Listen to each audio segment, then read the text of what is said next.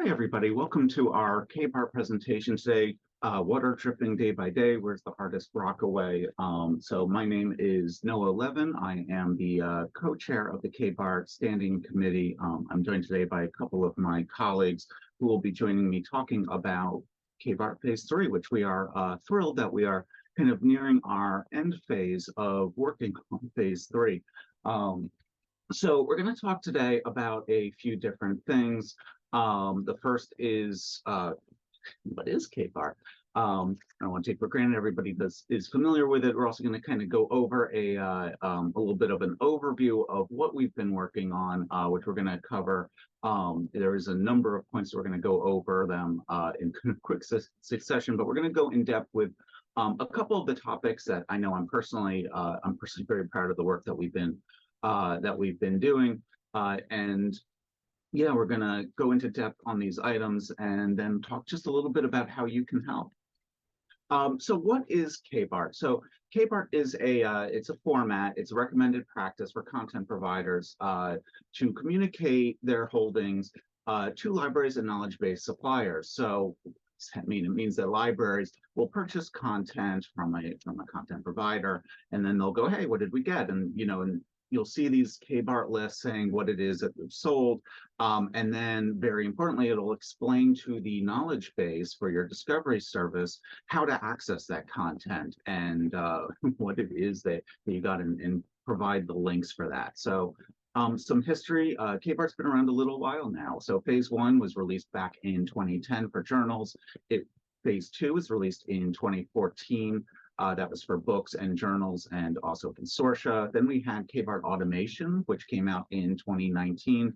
And we started this phase three revision back in 2020, pretty much at the exact same time as the pandemic started.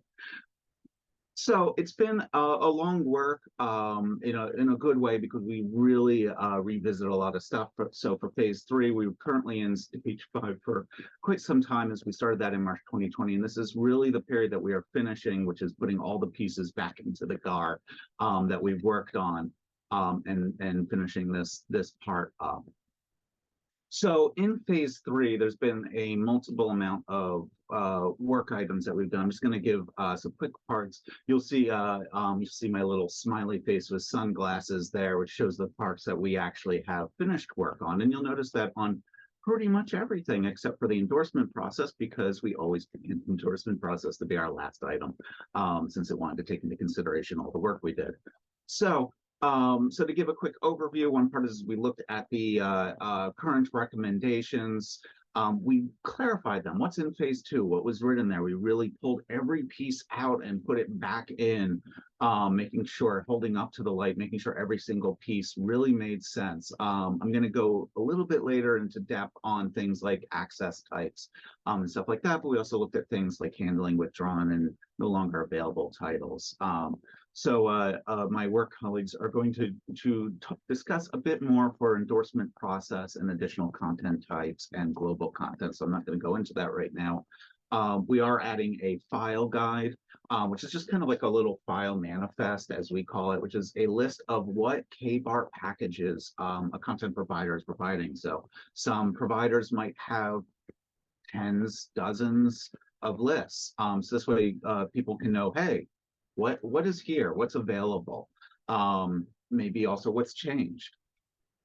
Added some licensing language, and then we also looked at future items as well, looking at things for the future and maybe a possible phase four. And I'm probably going to talk about a little bit about this.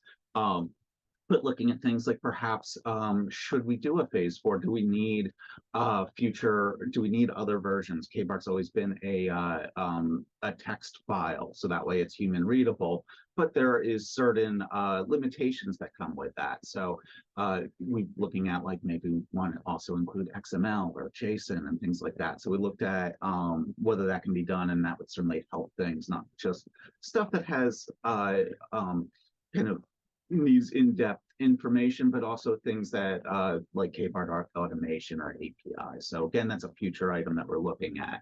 We also created a roadmap for looking at it. Does KBART need article chapter level? Should it just be title level? The answer is probably not, but at the same time, at least have better instructions if somebody's looking at KBART and going, hey, how do I provide this information? Where should I go? And at least giving that kind of information. And also looking at our mission statement. KBART has been used for a while, and it was wildly successful when it first released. And as a side result, it's used for more things than it was originally envisioned. So these days it's used from everything from a sales group trying to figure out what the content provider is selling. It's used by libraries to figure out what they purchased. It's sometimes trying to communicate holdings info in KBART automation. So it's really trying to look holistically at everything we are trying to accomplish with KBART these days and what's expected of us. I'm now going to go a little bit in depth for one item, for one or two items, which is access types. So one thing that we did a bunch of work is in the past with access types, it was very simple in phase 2. We said, hey, you can do one or two things. If an item is 100% free, all of it is free, you can note in that field free, F for free. But that's for only something that's 100%. So everything else in the world was noted as paid.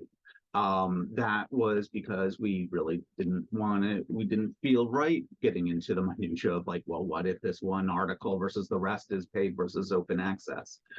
So with phase 3, we've revisited that, and now we've created the new mixed access type. So that covers both hybrid content and also content where it's a mixture of free and paid. And separately from the access type, we also put in new guidance for a separate package file for free to read to give clarification with that. So what does that mean? So that means so in phase 2, if you had a package and it was a mixture of free and paid, so let's say a journal, not that somebody would sell it this way, but if you had a journal that was every other year that was free and every other year was paid, that would show up in your KBART list, kind of these weird alternating lines that would be huge per journal. Now what you would do is instead you'd show the whole history, you put that M in for mixed, it would just be one line, and then you can have a separate packet.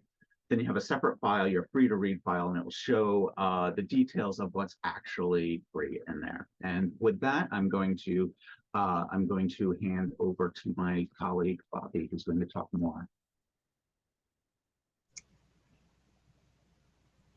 Actually, it's Andrew Senior from McGill University. Just to give a quick overview of the new phase in the new fields in phase 3 before handing over to Bobby.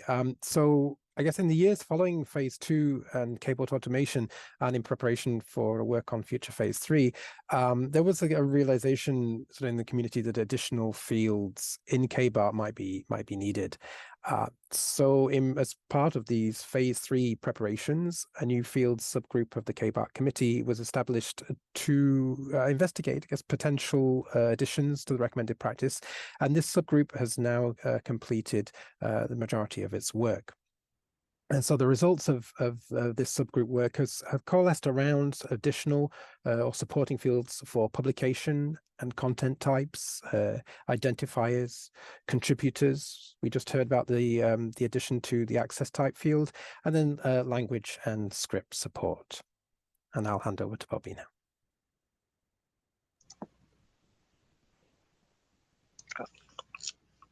Okay. Thank you, Noah and Andrew. I'm Bobby Patham from Springer Nature. So in this slide, you will see the new field content type, and we are considering some new fields in KBART Phase 3 RP. The KBART Phase 2 recommended practice does not currently support the content types other than serials and monographs. The publication type field is changing to better reflect the terminology that fits with the multimedia, and will use two new values. Monograph will be replaced by one time, and the serial will be replaced by ongoing. And yes, monograph and serials are old-fashioned words, I would say, that for this digital AI world. We are adding the new field content type. Remember, the publication type field will stay, but the new field content type will be something new. As you can see, audio, video, data, text, image, mixed, other, interactive. So we have field to fill. So next slide, please. So the new field in this one is a duration. The new publication type field and the content type field, they work together. So for example, one-time text is book, ongoing text, journals, newspapers, magazines, etc. And then one-time videos, a TV episode, like for example, a single episode of a series, and then ongoing videos, a TV series, like Stranger Things, The Queen's Gambit. I learned the history by watching the Race of Empires Autumn from Netflix. So those are the TV series, and then ongoing plus audio, so radio show, podcast, like This American Life, The Daily, the Stuff You Should Know podcast, and then one time plus audio album.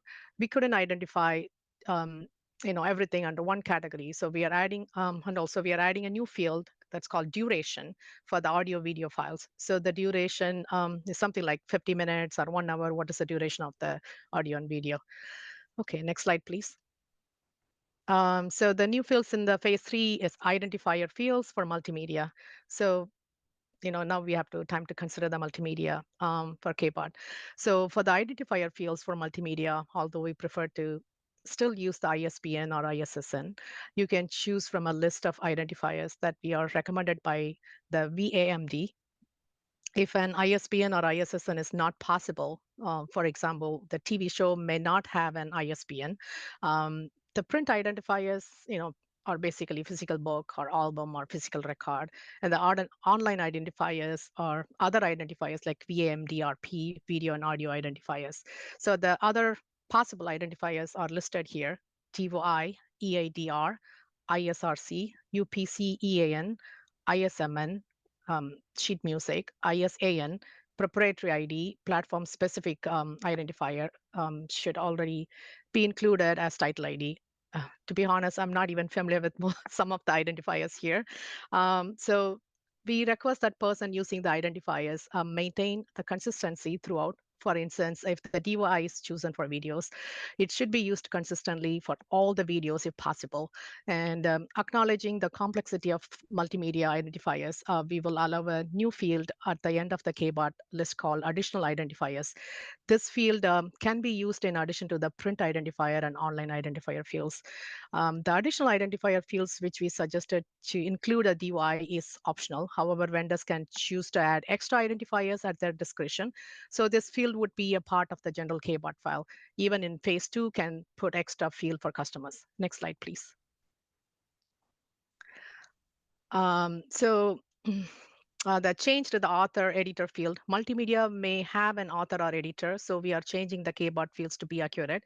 The new field contributor, which will replace the first author field, we are removing the first editor field, new field contributor type, which will include the following options: author, editor, illustration. Yes, as you can see, to be successful at anything, you don't have to be different. You simply have to be what most people are in: consistent.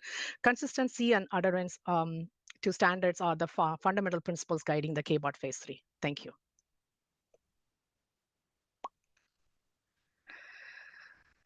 Thank you, Andrew. Yeah. Thank you, Bobby. Yes. So the final new fields currently in draft for phase 3 are those relating to alternate title and alternate title type. So this proposition of alternate title provides support for languages and non-Western writing systems, as well as varying forms of titles associated with the resource.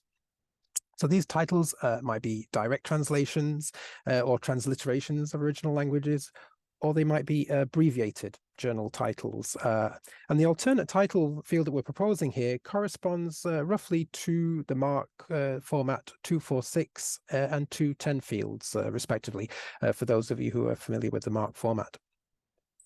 Phase 3 is also projected to include the type of alternate title. So this might be title portion, parallel title, or abbreviated title. So we'll just look at a few of those examples now. So next slide, please, Noah. So here's an example of transliteration. So currently in the KBART format, we will often see a title and its transliteration. So if a title is in a non-Western writing system, we often see its Roman script equivalent in transliteration, all combined in the same publication title field. And there may be times where a content provider prefers to separate those out for either for indexing or for clarity around just the claim, sort of for ease of consuming the data or reading the data. And so here's an example of a Japanese journal of rheology, and you can see the Japanese kanji on the left with its Roman equivalent transliteration on the right, and then see how it can be separated out into the publication title of the Japanese script and its transliteration on the right. You see how they've been sort of clearly separated there and delineated. Next slide, please. Okay. Here's an example of translation, or it could be a parallel title. I've chosen here, there's an example from Canada. As many of you know, in Canada, we have government publications in both English and French. So this could be it's both a translation and a parallel title if you wish. But you could see these examples worldwide. It's a very sort of common example that we see.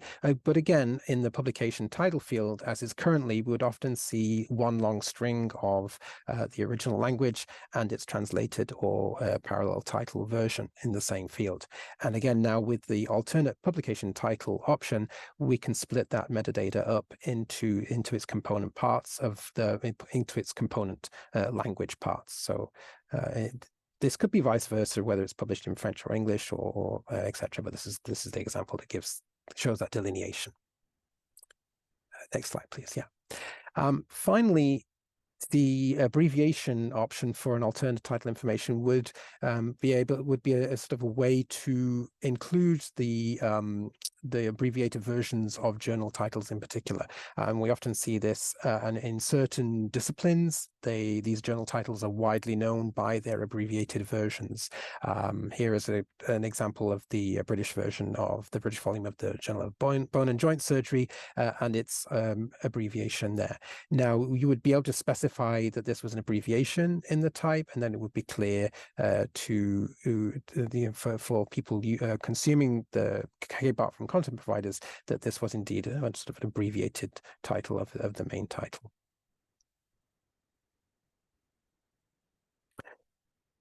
So moving on now to endorsement, the endorsement process is the NISO framework established with recommended practice in 2014, the Phase II, but it was begun under the original Phase I release. And the endorsement process was intended as a means for providers to demonstrate adoption of KBART, but with Phase II and subsequent to Phase II, it has over time become sort of a mechanism for NISO to review and approve KBART metadata from content providers. This was to ensure really that metadata are supplied and formatted according to KBART recommended practice and are then validated as achieving compliance, if you will, with the KBART format.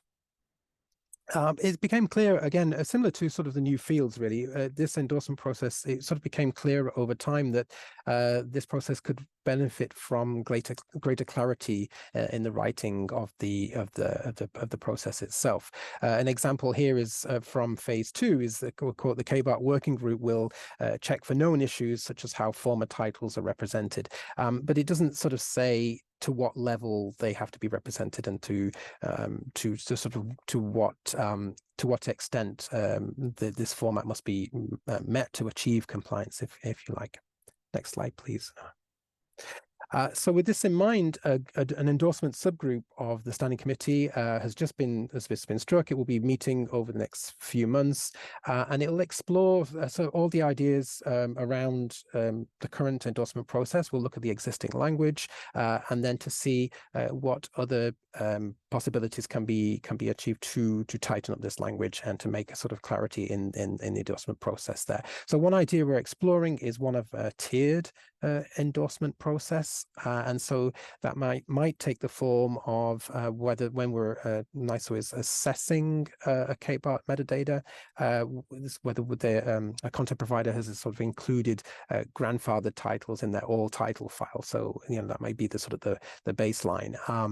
We'll be looking around giving instructions around correct gap usage in titles, and then perhaps the usage of the historical titles and how historical titles are traced and formatted and provided within the KBART within the KBART metadata from content providers. And so this may take the form. One idea we're exploring, and it's currently very much in draft and exploratory format. So this still will be worked on. But one idea we're exploring is a sort of a similar model to like sort of a gold, silver, or bronze sort of accreditation, if you like, sort of to show that different content providers can have different entry points to what they're able to provide in terms of the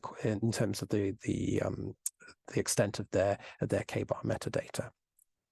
So I think with that concludes the endorsement process, and I'll hand over to Bobby now for automation. Okay, thank you, Andrew.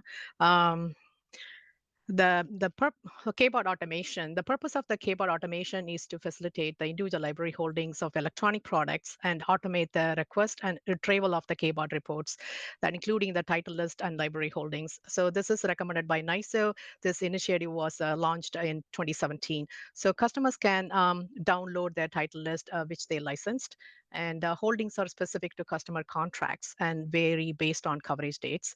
KBART automation requires a content provider API that enables the retrieval of the KBART formatted holding files alongside a unique token ID.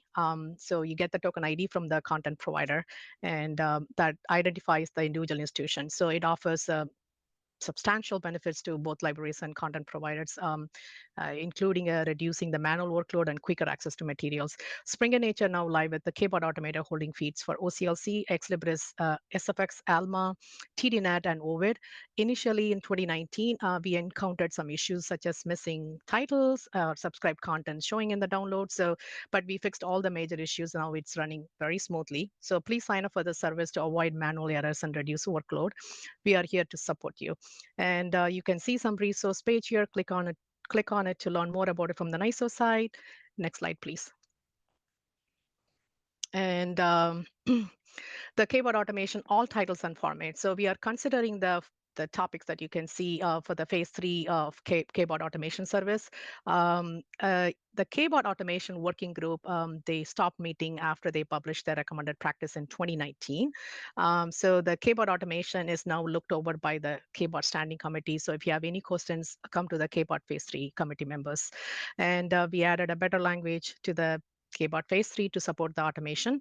So we now explicitly require an all title list for all content. This includes the grandfather titles, that is titles no longer for sale, but customer may still have access to it in the all title list. So if it's not possible to include the grandfather titles, then the content provider should be sending a separate list for the all title collection.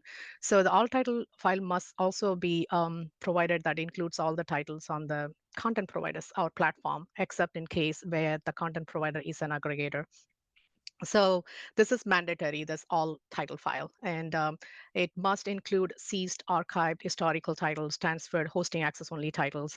So the separate all titles file should be generated for both serials and monographs. And it's up to, like between the content provider and discovery vendors, how it works for them. And then we also thinking about the formats. We have explored the possibility of using other formats such as XML or JSON to better support the KBART automation. So this is something that will be considered in the future version of the KBART. Just to lighten up, I wrote some joke. It's time for a joke. So I read this joke about Google by searching on the Google. So what is the safest place to hide a body, they said, on the second page of the Google. So nothing is hidden when you sign up for a KBART automation. So with just one click using the token number, you can download the title list that you have licensed. Boom, you get everything. So thank you, Andrew, Noah, and Christine for the opportunity to co-present with you. Thank you. Okay, thank you, Bobby. I'm Christine Stone from Clarivate, and I want to just briefly talk about the package ID. That is a work item proposal that was submitted and accepted by NISO some time ago, but it has not started for various reasons, and primarily really because NISO is so busy with other things. But we hope that we can start this now and kick this off in 2024. The package ID is quite related to KBART. It's not part of KBART, but it's very related because it's also about managing knowledge bases. Libraries can purchase their content as packages and expect to find them in the knowledge base without really having to activate individual titles, while obviously KBART is about individual titles. The key purpose of this new package ID is to serve as a disambiguation point. Packages are not necessarily called the same across the supply chain, and it can be very hard to identify which package in the knowledge base to activate. You get information from the provider, but you may also have different information on your invoices if you're a library, and then you see something in the knowledge base and it all kind of matches, but does not match 100%. And having a unique package ID would really help this communication, this verification of feeds from content providers. That's from the knowledge provider perspective. They provide a stable way to track changes in packages, and they also help to record license packages in the license. And Bobby just talked about KBART automation. We discussed some time ago a possible next phase, which may include activating individual packages in the knowledge base if you don't work with a title list, but you really subscribe to a sub-package and not just the title lists. But the prerequisite for that is to be able to uniquely identify packages, and this is why this is so important.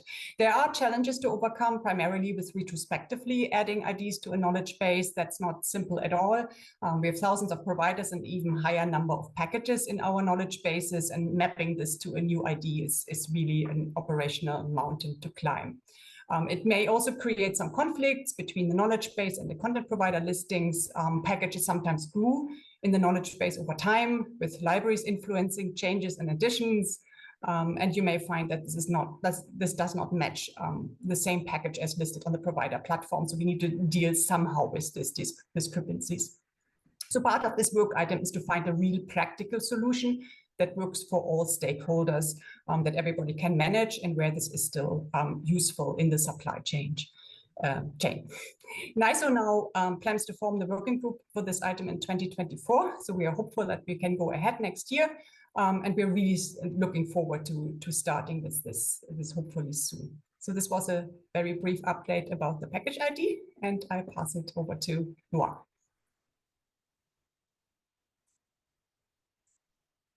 Thank you, Christine. So, and thank you also to Andrew and Bobby. I'm very, very proud of the work that we've done. It's been quite a lot of work going into phase 3, and I'm really thrilled with what's been coming out of it. So, hopefully, hearing some of that, some of you all feel the same way, or at least are anticipating hearing it. So, in terms of how you can help, keep an eye out. So coming this year, the phase 3 draft should be up for public comment. So that is essential to its life, is hearing from you and how this will work, and not just what we dreamed up. So otherwise, you can also check different links on our website. You can sign up to our interest group, or you can also always email us with any questions. So with that, thank you again for joining us. We are now going to open to a Q&A. So thank you again.